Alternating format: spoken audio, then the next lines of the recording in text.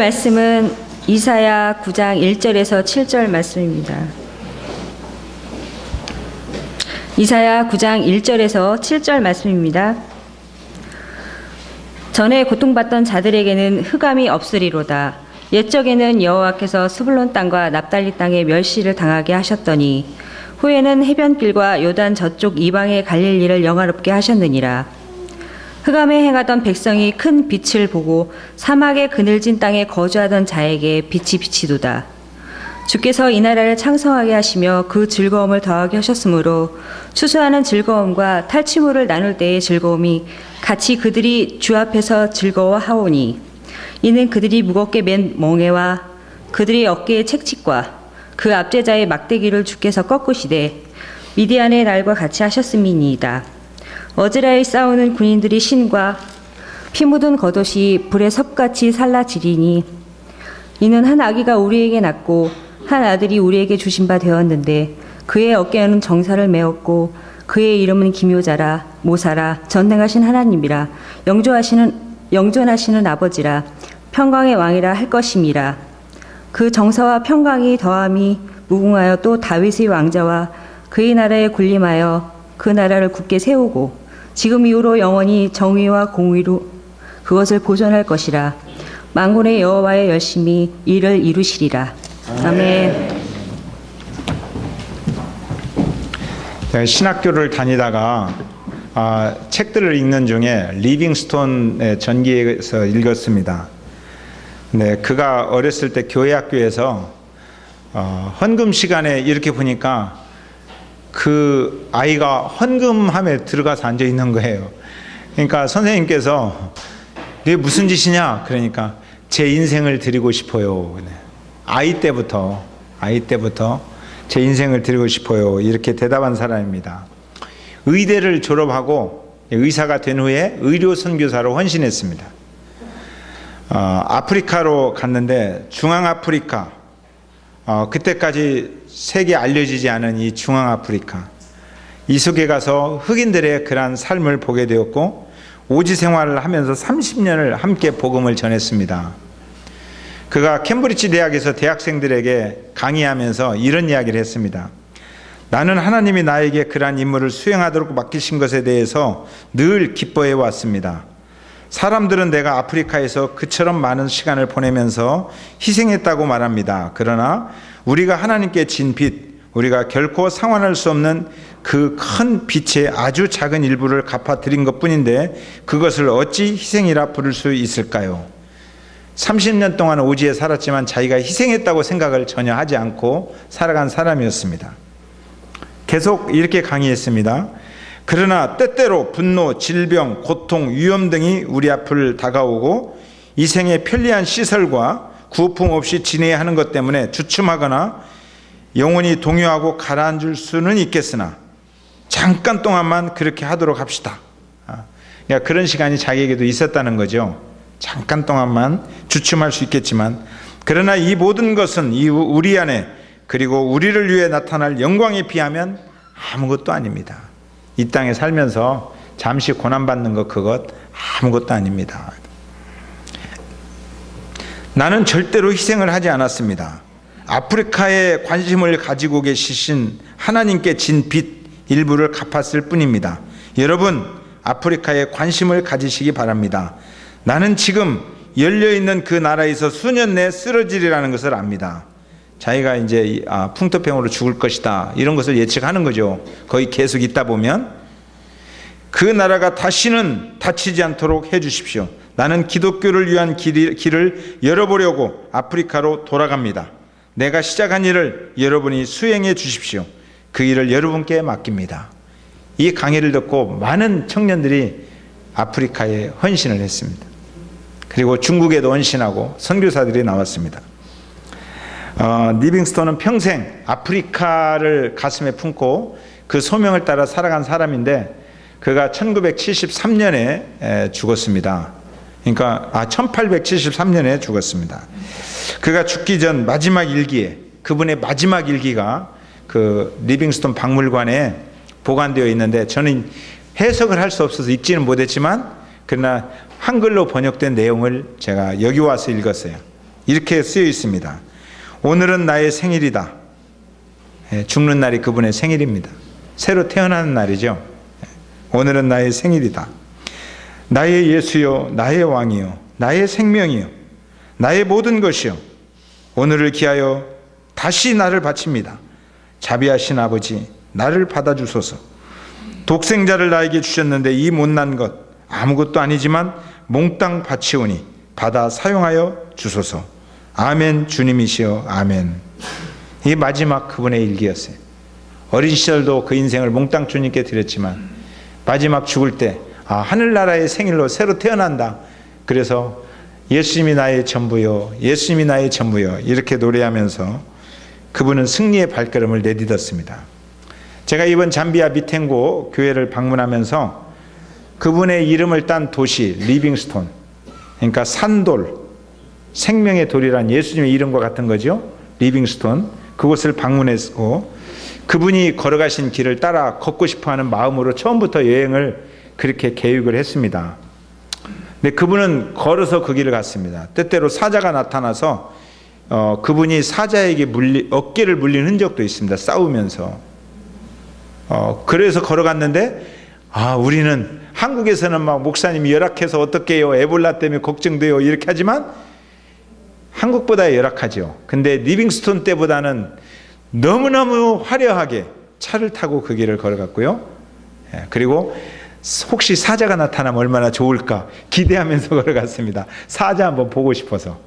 그러니 뭐 얼마나 편하게 그 길을 갔습니까?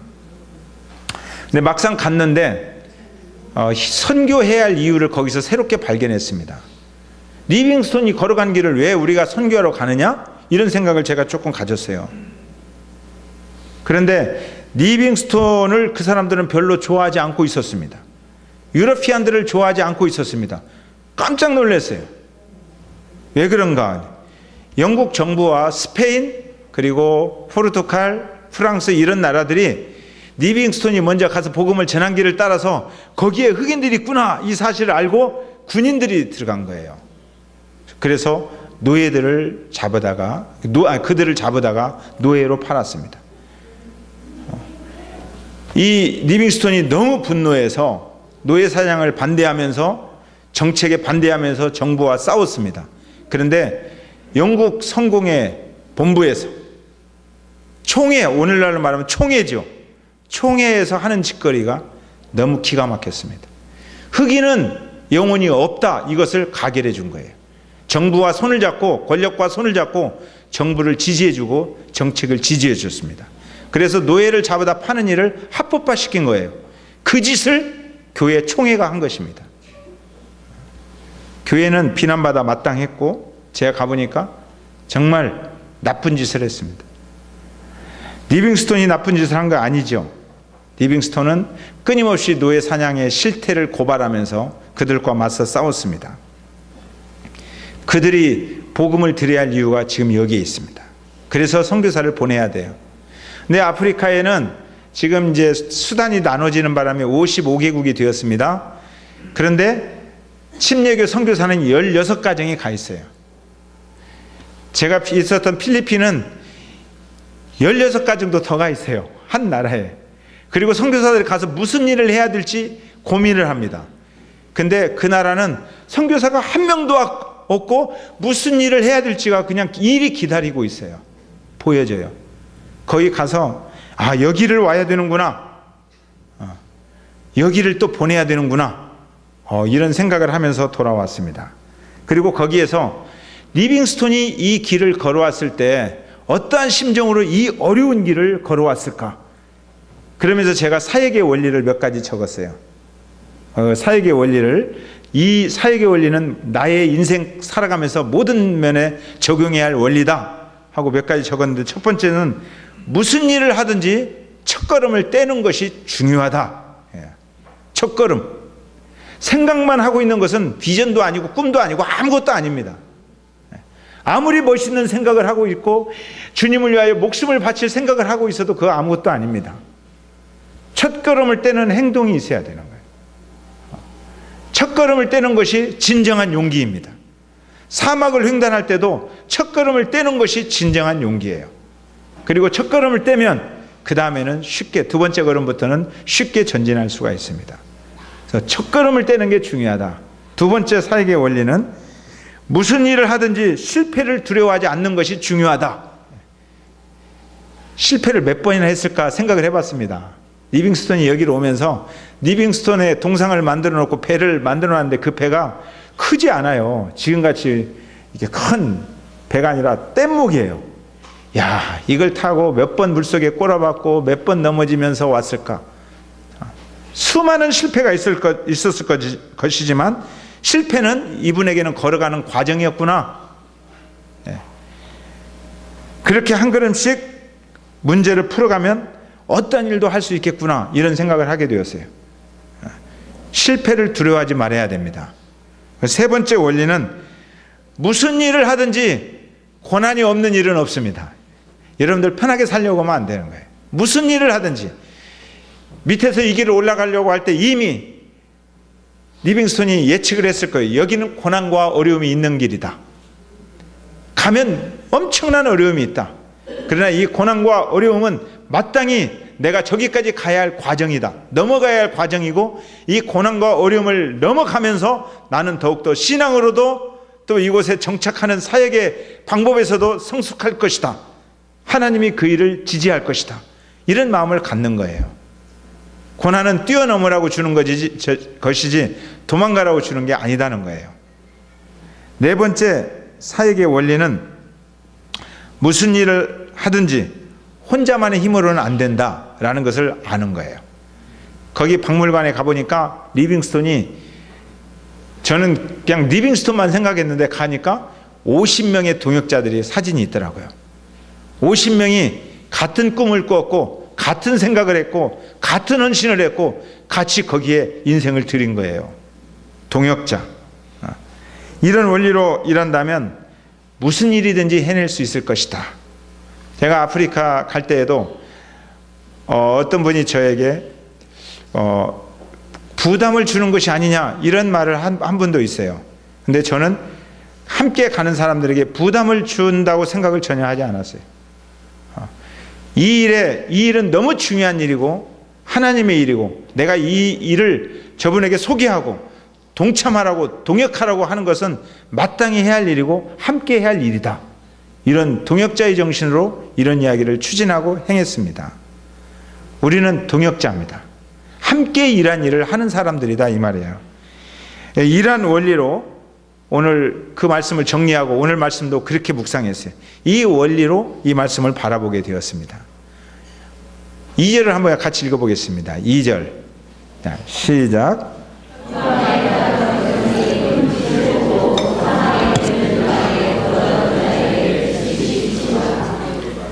예, 이사야가 말씀을 선포할 때 이 백성들은 흑암 가운데 있었습니다.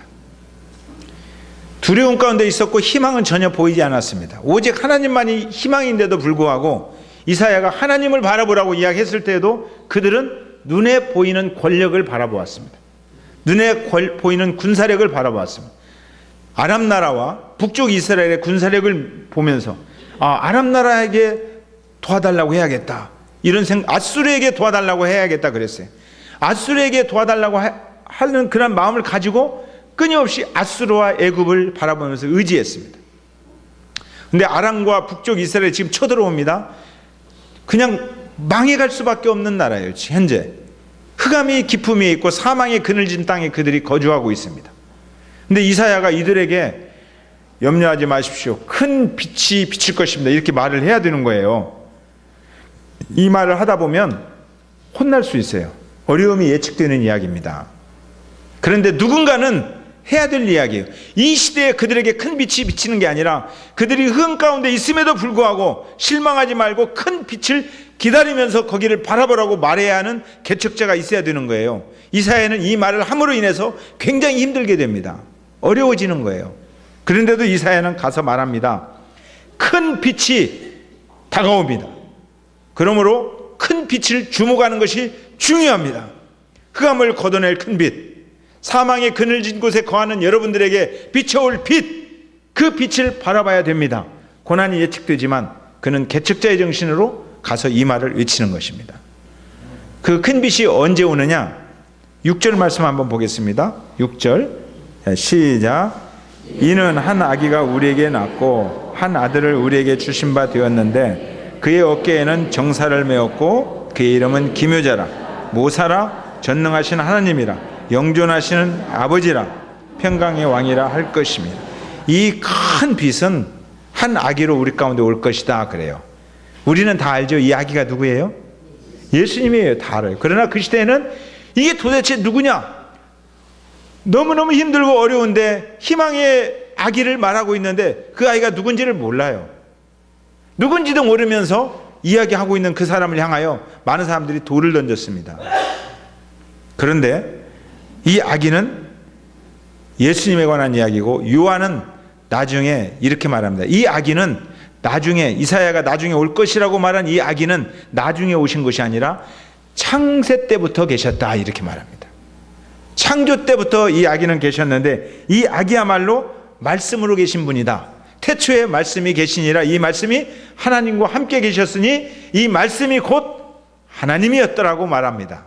이 하나님 태초가 어떤 상태였어요? 아시죠? 혼돈한 상태였습니다. 쉽게 말하면 멘붕이다. 여러분들이 어떤 일을 딱 당하면 멘붕 상태에 빠질 때가 있어요. 큰 길 어떻게 해야 될지 아무것도 모른다. 정신이 무너져 버렸다. 혼돈하다. 그리고 공허하다. 어떤 일을 당해서 정신이 무너졌고 그냥 마음이 텅 비어버렸다. 내 마음이 텅 비어서 공허하다.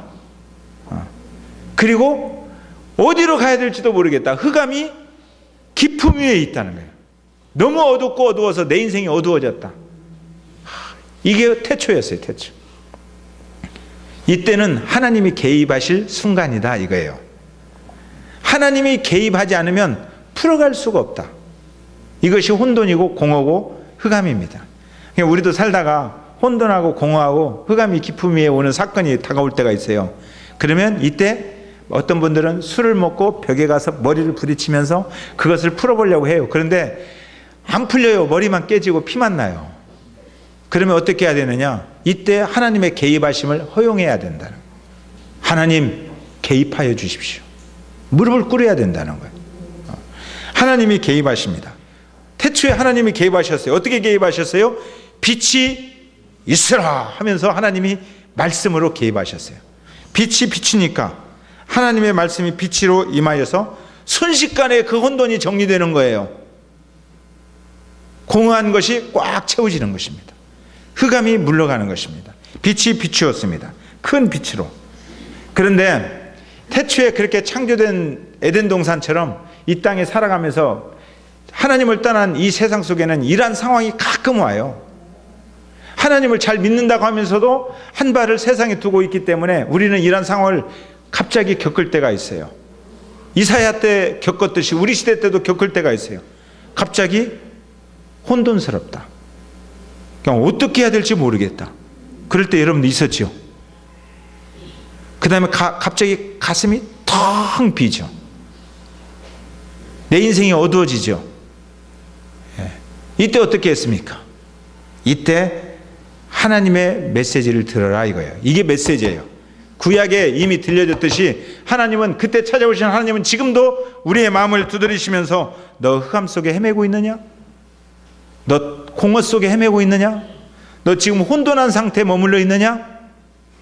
생명의 빛, 생명의 말씀, 내가 예수 그리스도로 그 이름과 그 빛과 그 말씀으로 개입하겠다 이렇게 말씀하시는 거예요. 그럴 때 여러분들이 개입하시옵소서라고 그 개입을 허용하는 것이 기도고 응답이다 이 말이에요. 아프리카 여행하는 중에 리빙스톤이 빅토리아 폭포를 발견했습니다. 그리고 잠베지강을 발견했어요. 빅토리아 폭포는 엄청나게 물이 많이 흐르고 잠베지강이 강이 아예 다 떨어지는 겁니다. 근데 건기가 우리가 갔을 때는 건기라서 잠베지강이 말라가요. 그러면 탄자니아나 이런 국립공원 그 TV에서 보듯이 그렇게는 안 있더라도 그쪽에도 동물들이 그 강으로 모여들어요. 악어도 모여들고 하마도 오고 코끼리도 오고 임팔라도 오고 제가 다 봤어요. 모여들어요. 그런데 빅토리아 폭포를 우리가 바라보고 있는데 제 영상으로 보여줬잖아요. 한 5분의 1 정도만 물이 떨어져요. 그리고 나머지는 다 말랐고 가냘프게 물줄기 몇 개만 떨어져요. 네, 거기에서 선교사님과 우리 일행 3명, 4명이 그걸 좀 보고 3명이 돌아오는데 선교사님이 없는 거예요. 어디 갔지? 하니까 선교사님이 우리 간 줄 모르고 거기에 앉아 계시는 거예요. 그래서 다른 분이 선교사님 부르려고 할 때 제가 어떤 생각이 갑자기 들었어요. 잠깐 그냥 가라고. 내가 선교사님과 이야기 좀 하고 가겠다고. 그리고 제가 되돌아갔어요. 우리가 가는 줄을 모르고 앉아 있었던 것은 아닌 것 같다는 생각이 들어서 선교사님 옆에 제가 걸터 앉았습니다. 그리고 무슨 생각을 그렇게 깊이 해? 물어봤어요. 그랬더니 자기가 이 밑바닥을 처음으로 봤대요. 위에 계속 물이 떨어질 때는 물만 보이고 밑바닥이 이렇게 깊게 아름답게 있는 줄을 몰랐다는 거예요. 메말라 버렸는데도 불구하고 밑바닥은 이런 상태로 있었구나. 계속 물이 풍성할 때도 이 물로 인해서 그 밑은 패이고 아프고, 그러니까 완전 절벽이에요. 이렇게 패이고 아픔이 있었구나. 그것을 내가 몰랐구나. 그 다음에 물이 이렇게 줄줄줄 떨어지는데도 불구하고 그 아픔과 패인 것을 드러내면서도 자연은 여전히 그 임무를 수행하고 있구나. 묵묵히. 이걸 바라보면서 그런 이야기를 하는 거예요. 제가 그 손을 잡고 홍성교사님 많이 힘들었던 모양이구나 그랬어요. 그랬더니 그 순간 갑자기 헉 하더니 울음이 터져 나온 거예요. 제게 어깨에다 막 얼굴을 대고 막 훌쩍이면서 막 통곡하면서 우는 거예요. 그래서 그럴 때는 뭐 할 말이 없어요. 그냥 가만히 있으면 돼요. 그때 괜히 울지마 할 필요도 없고 그냥 어깨에 손을 얹고 한 10분 동안 실컷 울어라 하고 가만히 있었어요. 그리고 나서 좀 울음이 진정되었을 때 제가 큐티에서 경험한 이야기를 해줬습니다. 저는 세계 어느 나라를 가도 무엇을 하더라도 큐티는 합니다. 왜요? 큐티 없는 곳에서 무슨 선한 것이 나겠느냐 그랬잖아요. 하나님의 말씀이 나를 이끌어가야 되기 때문에 어떤 상황에서도 저는 큐티를 합니다. 근데 그때 요셉의 말씀을 저희들이 묵상하고 있었어요. 그래서 선교사의 손을 잡고 요셉이 형들의 시기를 받아서 웅덩이에 던져졌을 때 얼마나 멘붕 상태에 이르렀겠느냐. 혼돈하고 공허하고 흑암이 깊음이 있고 어떻게 해야 될지 아무것도 모를 때 그때 요셉이 뭐라고 기도했을까? 하나님, 이 구덩이에서 나를 좀 건져주세요. 얼마나 몸부림치며 기도했을까? 근데 하나님은 아무 말씀 안 하시고 요셉의 손만 딱 잡고 내가 너와 함께 할게. 그 이야기만 해줬어요. 내가 너와 함께 할게. 그 다음에 요셉이 팔려갔어요. 종이 되었어요. 얼마나 집에 가고 싶겠어요. 자기 몸값만 지불하면 자기는 갈 수 있어요. 근데 돈이 없어요. 돈이 없어서 메말랐어요. 나 돈 좀 있으면 가고 싶은데 이 종에서 벗어날 수 있도록 하나님 고향으로 돌아가게 해주십시오. 얼마나 몸부림치며 기도했을까. 근데 하나님은 아무 말씀 안 하시고 요셉의 손을 꽉 잡고 내가 너와 함께 할게. 그 말씀 해주셨어요. 억울한 누명을 쓰고 감옥에 갇혔어요. 얼마나 억울하겠어요. 그래서 왕의 그 신하들이 갇혔을 때 그들의 꿈을 해몽해주고 요셉이 직접 부탁한 내용도 있습니다. 왕에게 내 억울함을 좀 이야기해서 이 억울함을 좀 풀어달라고. 억울해요, 억울해. 하나님께도 얼마나 기도했겠어요. 나 억울합니다. 근데 하나님은 아무 말씀도 안 하시고 그 손을 꽉 잡고 그냥 내가 너와 함께 할게. 그렇게 말씀하셨어요.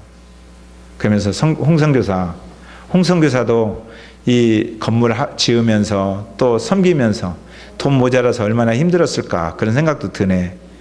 그리고 한국에서 돈 보내주고 너 왜 이렇게 못하냐 하고 오해하고 선교사를 오해했을 것도 많이 있었을 것 같아. 근데 하나님께서 지금 홍성교사 손을 꼭 잡고 내가 너와 함께 할게 이런 말씀 하시고 계시지 않을까? 귀를 기울여서 내 손을 붙잡고 있는 하나님의 음성을 들어보면 어떨까? 그랬어요. 다시 울기 시작했어요. 엄청 울었습니다. 2시간 동안 거기서 둘이 이야기하고 기다린 사람들은 왜 안 오는가 하고 2시간 혹시 빅토리아 폭포에 떨어졌나 그러면서 기다렸고 우리는 많은 이야기를 나눴어요. 그 다음 날부터 아침 제가 일찍 큐티할 때 성경책 들고 저한테 찾아와서 함께해요. 함께해요. 그래서 말씀을 계속 같이 나누었습니다. 말씀은 어둠을 물리치는 빛이었습니다. 우리들이 나눈 말씀은 혼돈하고 공허하며 흑암이 깊음 위에 있는 그 무너진 마음을 정돈시켜주고 새롭게 창조하는 창조의 힘이었습니다. 그 말씀이 어두운 그 그늘진 마음을 다 거두어냈습니다. 혼자 가기는 힘든 길이었어요. 그런데 저는 그 선교사님의 동역자였어요. 동역자가 되어서 손을 잡아주고 같이 말씀을 나눌 때 일어서고자 하는 힘이 생겼습니다.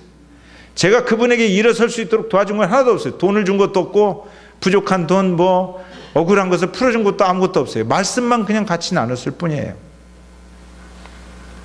평강의 왕으로 오신 예수님께서 우리를 통치해 주셨습니다.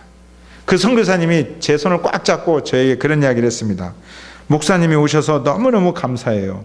주님이 저에게 새로운 힘을 주시려고 목사님을 보내신 것 같아요. 제가 그 이야기만 듣고 아프리카 온 보람이 있었어요. 지불한 대가를 다 보상받는 느낌을 받았어요.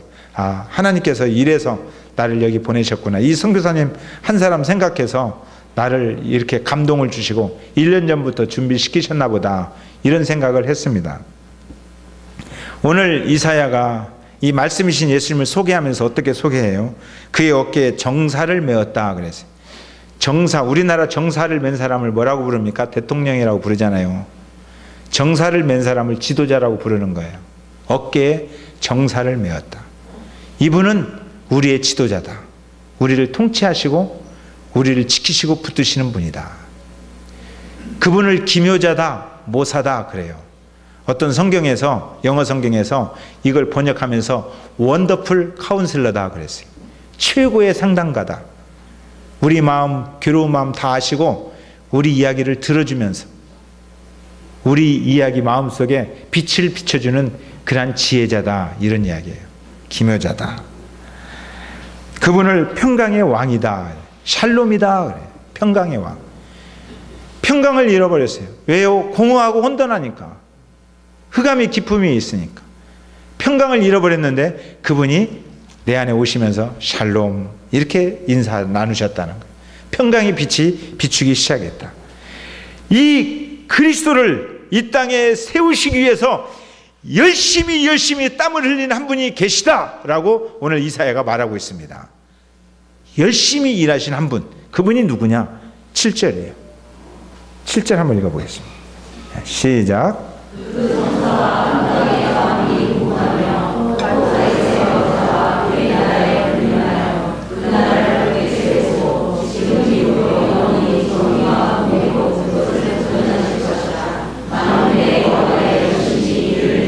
이런 일을 이루시기 위해서 한 분이 지금 열심을 품고 열심을 내고 있는데 그분이 누구냐? 그분이 하나님이시다 그래요. 아멘. 열심이라는 게 뭐예요? 열심이요? 마음을 다하여, 온 힘을 다하여 힘쓰는 거, 맡겨진 일에 최선을 다하는 거, 이게 열심이에요. 하나님이 우리를 사랑하시고 우리를 구원하시고 예수 그리스도를 보내서 우리 마음을 정돈하시기 위해서 하나님이 마음을 다하고 하나님의 목숨을 다하고 하나님의 힘을 다하고 하나님의 성품을 다하면서 하나님이 그렇게 열심을 품으셨다 이거예요. 열심을 품으셨다. 그리고 예수님께서 하나님의 열심을 본받아서 우리가 하나님을 섬길 때도, 우리는 하나님을 사랑할 때도 그렇게 사랑해야 된다. 열심으로 사랑해야 된다 그랬어요. 바울도 이걸 본받아서 교회들에게 동일한 말씀을 주셨습니다. 부지런하여 열심을 품고, 부지런하여 게으르지 말고 열심을 품고 주를 섬기라. 아멘. 주님을 섬기는 일에 열심을 품어야 된다 이거예요. 아멘. 제가 신학교 다닐 때 신학생들이 이제 토요일 수업을 마치면서 그 학부 다닐 때 5분 설교를 돌아가면서 해요. 근데 제가 5분 설교를 맡았어요. 근데 제가 그 5분 설교를 해야 되는데 전주에서 예비군 훈련을 받으라고 나온 거예요. 장교기 때문에 거기가 장교가 모자라서 당신이 와서 예비군 여기를 좀 이렇게 지휘해줬으면 좋겠다. 근데 저는 학교에 소속되었잖아요. 그래서 나는 못 간다. 근데 거기서 오라 그래서 그걸 설명해주기 위해서 갔어요. 설명하다가 설교 시간이 점점 다가오는데 이해가 안 되는 거예요. 5분 설교해야 됩니다. 대전에서. 그런데 친구에게 설교를 좀 부탁할까 그런 생각을 했습니다. 그리고 설교 시간이 되어서 안 되겠다고 집을 들어갔어요. 저희 어머님이 왜 이렇게 일 정리정돈 하고 다 하고 왔느냐. 그래서 아니요, 아직 못 했는데 거기서 지금 예비군 훈련 지금 들어오라고 막 이야기하고 있는데 내가 지금 학교에 중요한 일이 있어서 갑니다 하고 지금 왔습니다. 뭔 일이냐. 그래서 5분 설교를 내가 가서 해야 된다고. 12시에 가서 해야 된다고. 근데 그때가 10시 다 된 거예요. 저희 어머님이 야단하시면서 빨리 택시 타고 가서 대전으로 가라는 거예요. 저는 친구에게 야 친구 네가 5분 설교 좀 해줘 그렇게 할 수도 있잖아요. 어머님한테 혼을 나고 택시를 타고 고속터미널로 가서 고속버스를 타고 대전에 와서 택시를 타고 학교까지 달려왔습니다. 그때는 12시 예배 시간에. 그래서 5분 설교를 하고 다시 전주를 가는 거예요. 이런 것을 열심이라고 합니다. 내게 맡겨진 일에 최선을 다하는 거예요. 최선을. 제가 그 일을 함으로 인해서 저에게 영향을 받은 몇 사람들이 인생이 새롭게 바꿔진 사람이 있어요. 그 설교 때문에 바꿔진 게 아니라 저의 그런 사는 열심 때문에. 근데 하나님이 그런 열심을 내신 거예요. 우리가 이런 열심을 품고 예배도 드리고 이런 열심을 품으면 예배 시간에 안 늦겠죠? 이런 열심을 품고 선교하고 이런 열심을 품고 우리가 서로 봉사하고 그랬으면 좋겠습니다. 하나 더 이야기할게요. 교사들한테 한 이야기예요. 제가 강릉에서 군 생활하다가 교회 교사예요. 주일학교 교사. 근데 장교에게는 1년에 2번 10일 휴가가 주어집니다. 근데 바쁘니까 1년에 한 번밖에 못 가요. 10일 휴가인데 전주까지 가야 되는데 강릉에서 그때는 서울까지 고속버스 타고 와서 갈아타고 전주까지 가면 7, 8시간이 걸리는 거예요. 하루가 걸려요. 근데 10일이니까 가는 시간 오는 시간 하면 8일밖에 휴가가 안 돼요. 근데 그 사이에 주일이 한 번 있어요. 교사잖아요. 그러면 그 교사를 수행하기 위해서 토요일 날 강릉을 갑니다. 하루 가요. 그래서 교사를 감당해요. 아이들을 가르쳐요. 그리고 다시 하루를 가요. 전주를 쉬러. 그러면 열흘 중에 5일밖에 제가 못 쉽니다. 근데 그 일을 그렇게 했어요. 그렇게 했기 때문에 그때 배운 아이들이 지금 곳곳에서 목사도 하고 선교사도 하고 헌신되어 있는 거예요. 그것을 열심이라고 합니다. 열심. 맡겨진 사람은 열심을 해야 돼요. 제가 설교 준비할 때 열심히 할까요, 안 할까요? 열심히 합니다. 권혁관 목사님이 저번에 저한테 전화해서 목사님이 설교하는 방법을 그렇게 가르쳐준 이유로 저 그렇게 안 하려고 해도 힘들어서 설교 준비하면서 너무너무 힘들어요. 그래요. 열심히 해야지. 왜요? 한자 한자까지 제가 이렇게 다 타입 붙이는 것을 지금도 합니다. 예. 제가 유머까지도 할 이야기를 딱 여기다 설교에 타이프를 치는 거예요. 예. 제가 준비할 때 열심히 준비합니다. 왜 그렇습니까? 하나님께서도 우리를 사랑하실 때 이렇게 열심히 하셨다는 겁니다. 그러니까 우리가 열심히 합시다. 아멘? 신앙생활 열심히 해야 되는 거예요. 열심히. 제가 거기 갔는데 선교사님만 우는 게 아니라 사모님도 예배 드릴 때 울더라고요. 얼마나 감동이 되었는지. 그래서 제가 앞에서 이제 중공시하니까 테이프를 꺼내야 되잖아요. 거의 그 사람들과 함께. 근데 잠깐 호주머니에다 가위를 넣고 사모님 곁으로 가서 사모님 손을 꼭 잡아줬어요. 사모님 마음이 아마 그 아프리카 땅하고 비슷한 것 같았어요. 빈들과 같은 마음. 시들은 나의 영혼. 얼마나 힘들었겠어요. 시들은 나의 영혼. 빈들처럼. 마른 풀 같은 심정. 그런데 하나님의 말씀이 동역자들이 가서 찬송하면서 말씀을 주었을 때 성령의 단비가 내리듯 인생이 바뀌어지고 있는 거예요. 다른 거 해준 게 없죠? 하나님의 말씀이 들어가니까 바뀌는 겁니다. 성령의 단비가 내리는 겁니다. 우리를 살리는 분은 예수님이요, 예수님의 말씀입니다. 아멘. 우리는 앞으로 살아가면서 사막과 같은 일들이 있을 수 있어요. 혼돈하고 공허하고 흑암이 깊은 일들이 우리에게 다가옵니다.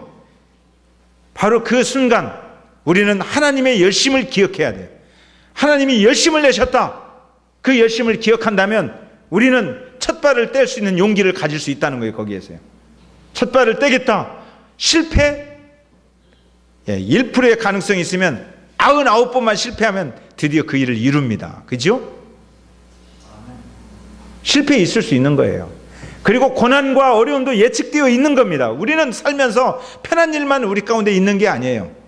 다 그런 거 예측할 수 있지만 하나님의 열심을 품고 동역자들과 함께 손을 잡고 그 일을 행하면 반드시 하나님이 큰 빛으로, 광명한 빛으로 그 일을 밝히시고 이루실 줄을 믿습니다. 이게 신앙이에요. 아멘? 우리는 동역자입니다. 옆 사람 손잡고 동역자 하면 동역자. 찬송하겠습니다.